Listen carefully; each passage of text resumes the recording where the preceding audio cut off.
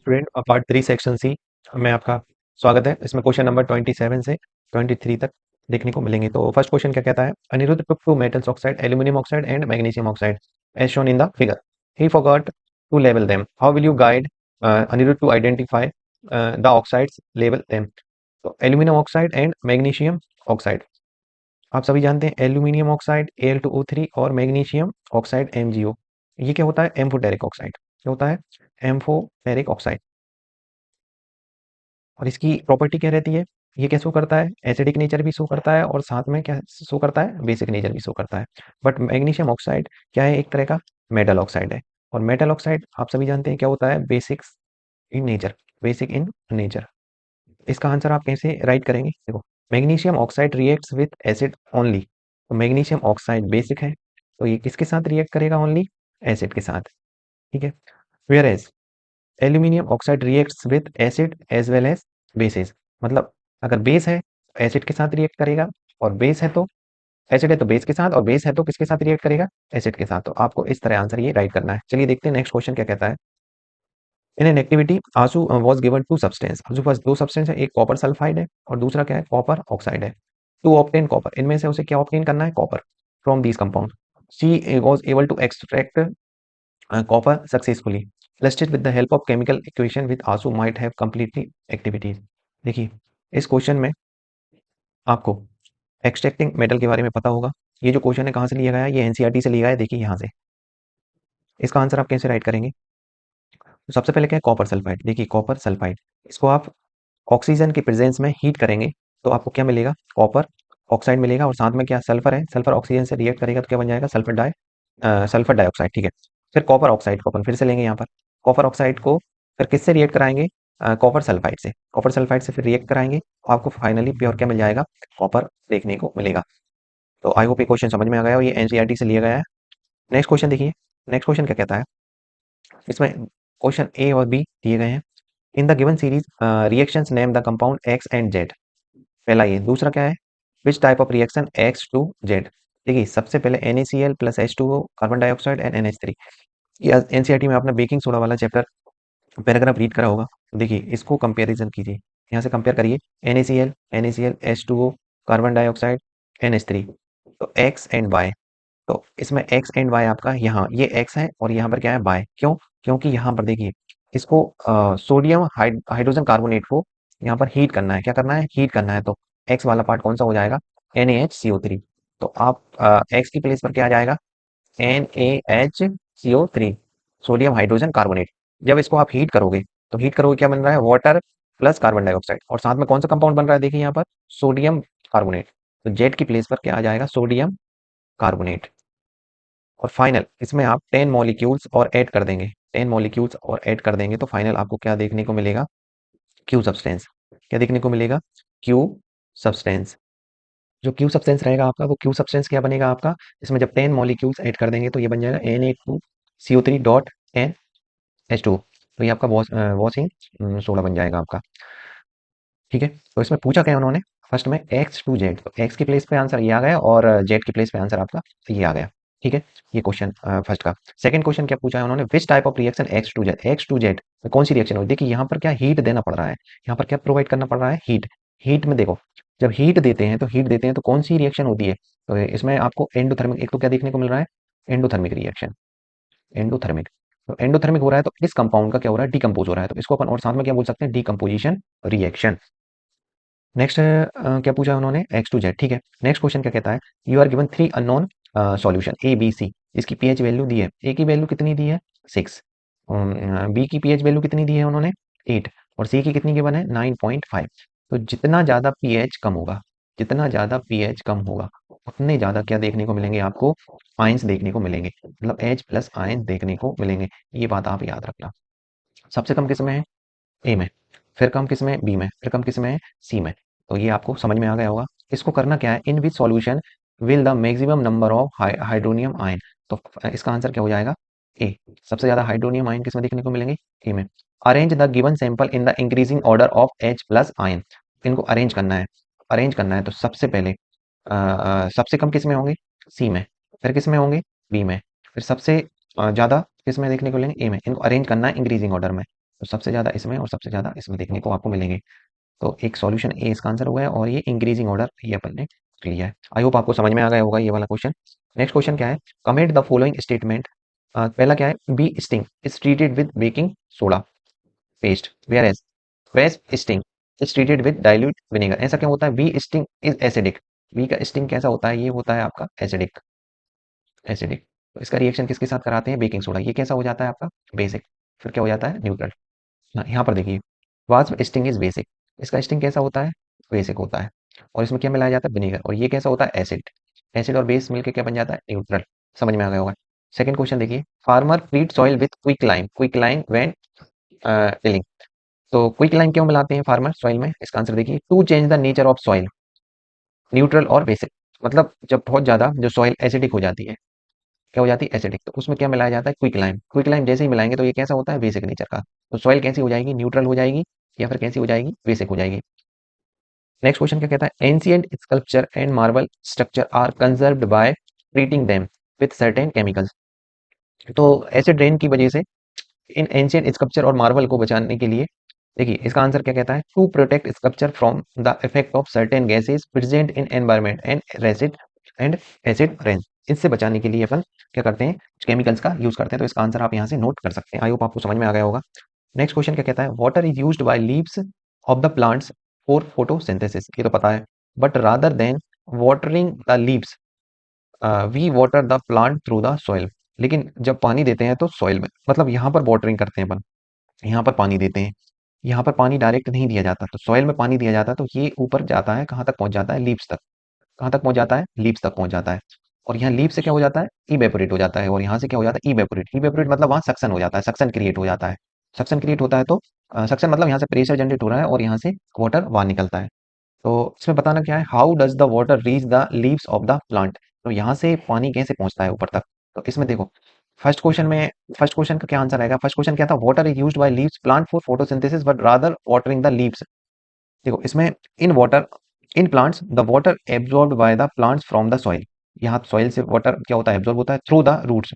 और ये xylem tissue, ये याद रखना, जाइलम टिश्यू से रूट में क्या होता है, जाइलम टिश्यू होता है स्टेम में और लीव्स में, जो इंटरकनेक्टेड रहता है, और to form continue stem water conducting channel.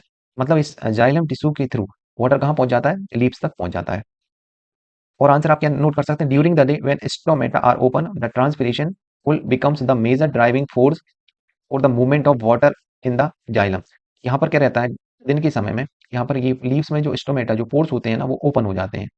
क्या हो जाते हैं, ओपन हो जाते हैं। ओपन होते हैं तो यहाँ पर ट्रांसपिरेशन होता है, ट्रांसपिरेशन होता है, वाटर यहाँ से क्या करने लगता है, ट्रांसपिरेट होने लगता है, मतलब वाटर यहाँ से निकलने लगता है। नेक्स्ट को पॉइंट आप नोट कर सकते हैं, evaporation of water molecules from stomata creates a suction which pulls the water from the xylem cell of roots to the stem and then to leaves. वही बात होती है, सक्शन क्रिएट होगा, जब स्टोमेटा ओपन होगा तो सक्शन क्रिएट होगा, xylem के थ्रू, जाइलम टिश्यू के थ्रू वाटर कहाँ पहुंच जाएगा, लीव्स तक पहुंच जाएगा। ये आपको आंसर नोट करना है। नेक्स्ट क्वेश्चन क्या कहता है, in a family four individual, father possessed long ears and mother possessed है शॉर्ट ईयर्स। मतलब डोमिनेंट जो ईयर्स हैं वो किसके हैं, फादर के हैं, और रिसेसिव जो आपके ईयर हैं किसके हैं, मदर के हैं।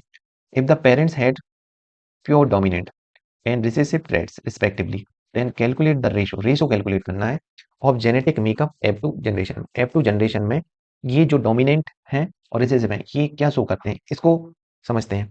पहले इसका आंसर समझ लेते हैं। देखिए यहाँ पर कैपिटल एल किसको, डोमिनेंट, डोमिनेंट ईयर्स को बताया है, और स्मॉल एल किसको बताया गया है, रिसेसिव, रिसेसिव, रिसेसिव एलिमेंट को बताया, रिसेसिव ईयर्स को बताया गया है यहाँ पर। सबसे पहले देखते हैं, इसको करके देखते हैं, F one generation, F one generation में अपन इसको सॉल्व करते हैं। एफ वन जनरेशन में आपके लॉन्ग ईयर्स को अपन क्या मानते हैं, कैपिटल एल, और रिसेसिव ईयर्स को क्या मानते हैं, स्मॉल एल। ठीक है, इनके गैमेट्स बनाते हैं, गैमेट्स बनाएंगे तो यहाँ से अपन क्या ले लेंगे, एल, और यहाँ से क्या लेंगे अपन, स्मॉल एल। ठीक है, जब इनका क्रॉस कराएंगे, कैपिटल एल और स्मॉल एल का जब क्रॉस कराएंगे तो क्या बनेगा, कैपिटल एल और स्मॉल एल बनेगा। तो फर्स्ट जनरेशन में यहाँ पर आपको क्या देखने को मिलेगा, डोमिनेंट ईयर्स।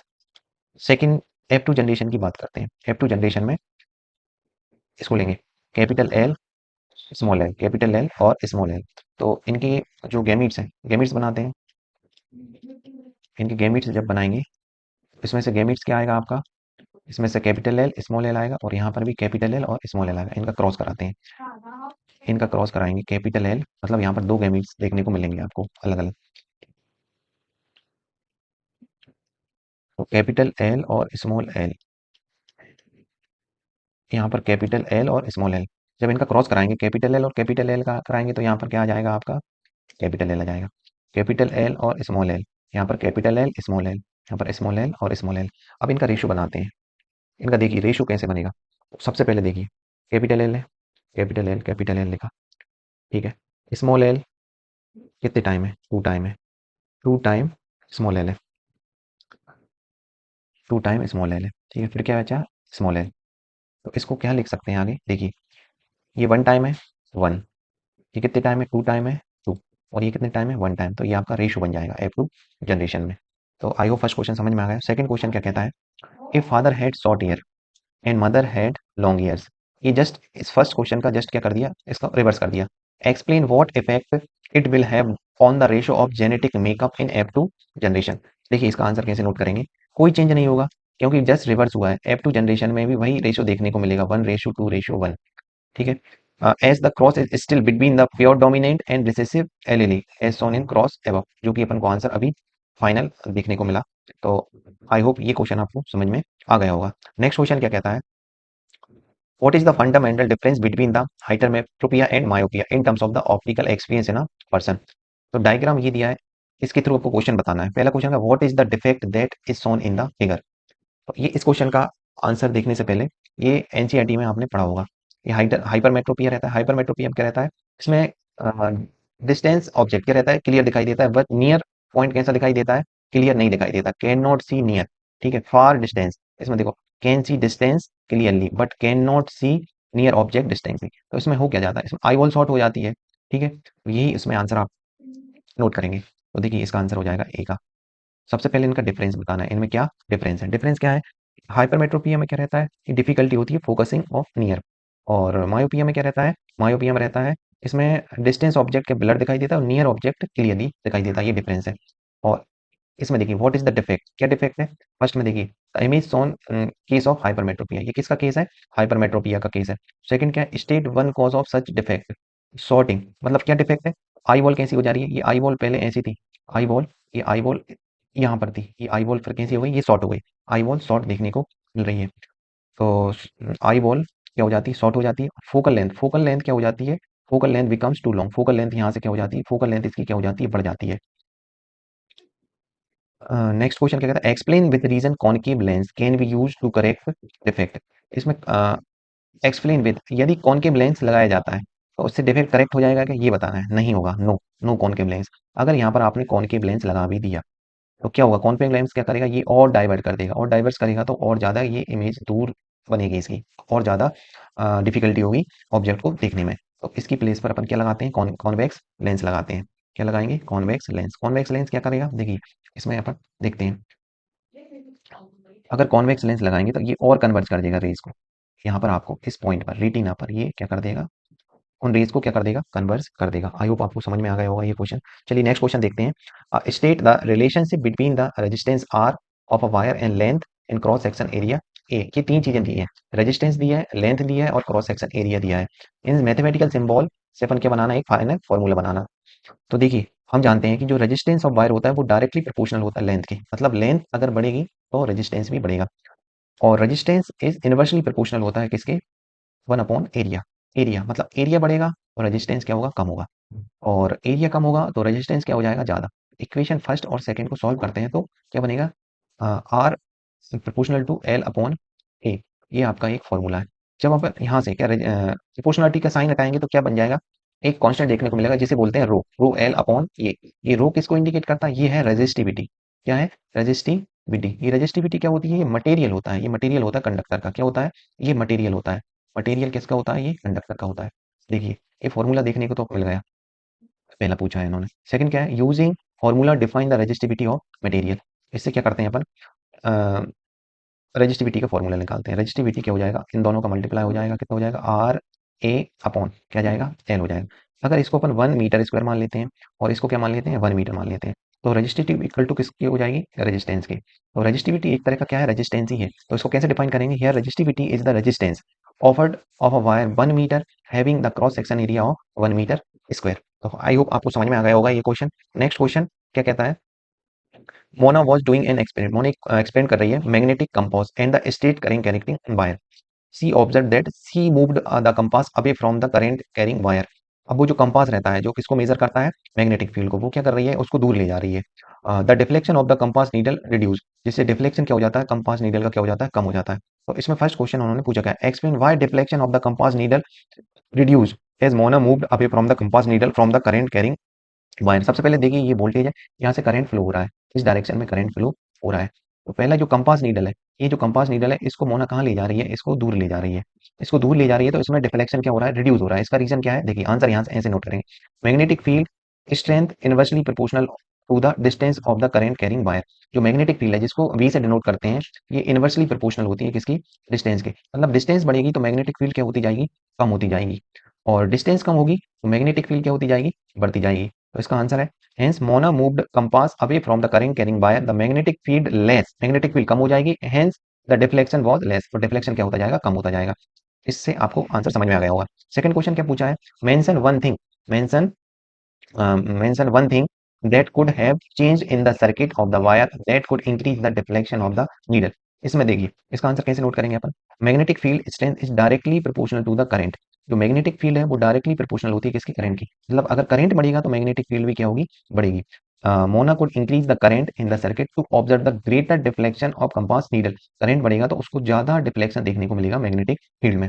नेक्स्ट क्वेश्चन क्या कहता है, explain with the reason what will be the direction of the magnetic field associated with the wire case described by above figure.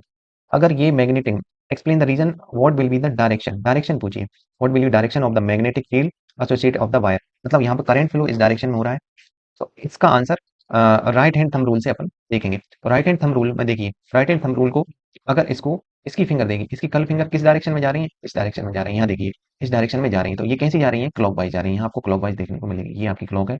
Suppose ये आपकी क्या है, एक वॉच है, यहाँ पर आप एक वॉच है, तो यहाँ पर देखिए ये जो डायरेक्शन है इस तरह जा रही है, मतलब ये कैसी जा रही है, क्लॉकवाइज जा रही है। देखिए इसका आंसर अपन देखते हैं, the battery suggest that the current is going to top of the plane to the bottom of the plane. मतलब टॉप से बॉटम की तरफ डायरेक्शन है। Using right hand thumb rule we can say that magnetic field will be clockwise. देखिए ये clockwise जा रही है, यहाँ से आपको देखने को मिल रहा है ये क्लॉकवाइज जा रही है। तो आई होप ये आपको आंसर समझ में आ गए होंगे। Thank you.